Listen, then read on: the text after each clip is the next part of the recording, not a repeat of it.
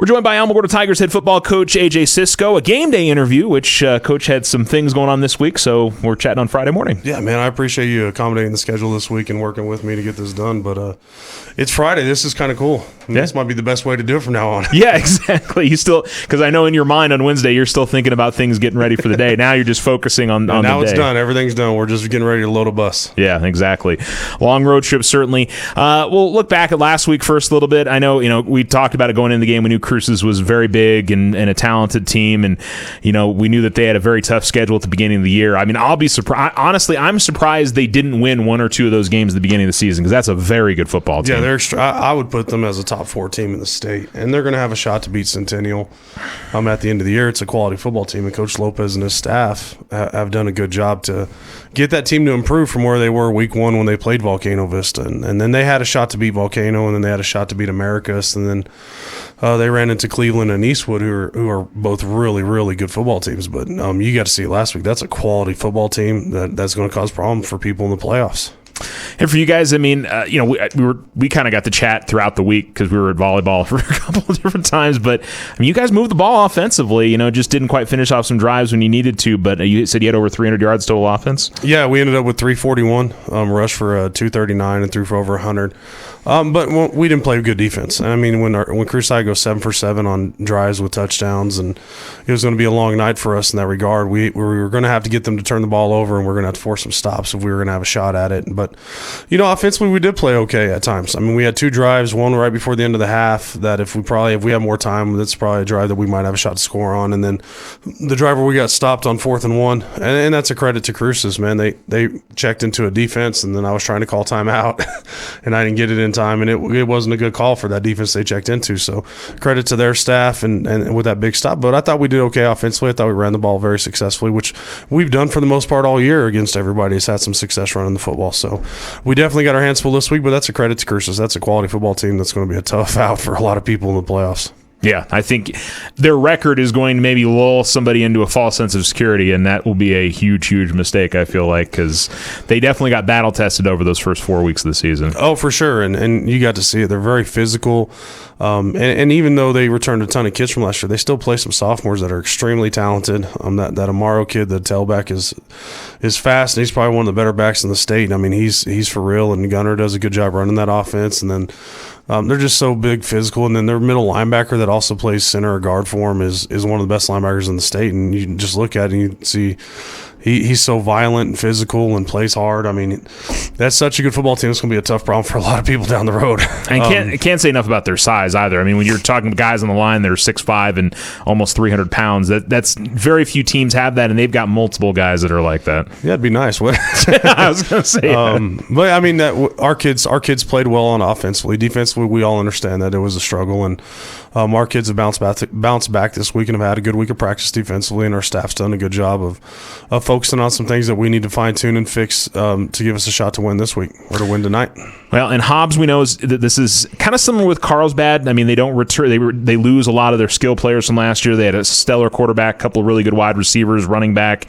So they're having to kind of figure things out a little bit. And they've played a very tough schedule this year, and they've played Artesia and Roswell and a very good Lovington team. And so I mean, I think they're probably disappointed with how their season has gone in a couple of games this season. But they recognize where they're at, just like you guys going into this game, that a win probably locks you into the playoffs. Yeah, and that's the boat they're in as well, and that's what we talked to our kids about this morning.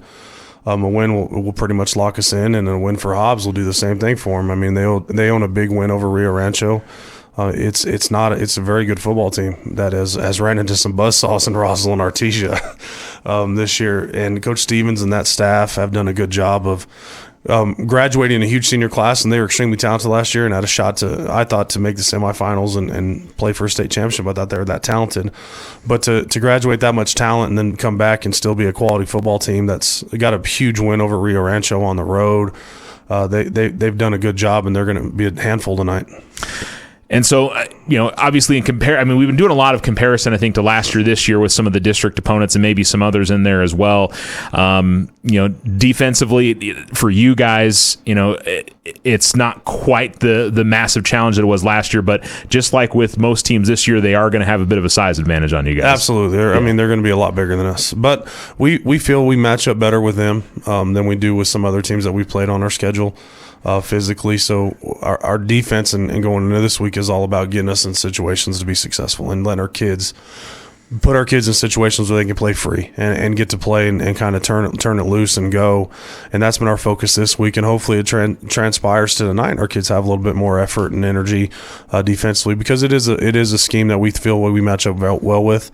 If we let them just start lining up and physically pounding on us, it's going to be a long night. That's just not who we are, and we don't have that kind of size to handle that. So we got to do a good job offensively of sustaining drives and running some clock, and we also have to do a job of getting turnovers. When we create turnovers defensively, we're pretty tough to beat, and that's something that we focused on this week, of going back to the basics of creating turnovers, tackling, and trying to fix those things.